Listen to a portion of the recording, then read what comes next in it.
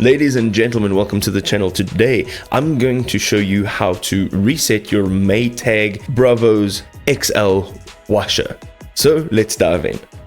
Right, so if your Maytag Bravos XL is giving you issues, let's jump in and reset it. So you need to do a power cycle reset.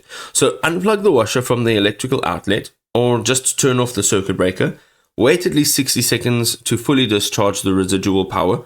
Then you need to reconnect it and turn the washer back on. This simple method often clears temporary electronic glitches and error codes. Remember, everyone always says, put it off, put it back on. It's the truth. It really works. If you're doing a control panel reset sequence, ensure that the washer is powered on but not running a cycle. Press the temperature button 3 times and then press the soil level button 3 times and then the spin speed button 3 times. All LEDs should illuminate if performed correctly. This resets the control board and clears persistent error codes. Let's have a look at some of the troubleshooting tips and when you should seek further assistance. So check your control lock first. If your control panel is unresponsive and you see a padlock icon lit up, your washer may actually be in control lock mode. Check your manual for specific button combinations to deactivate this.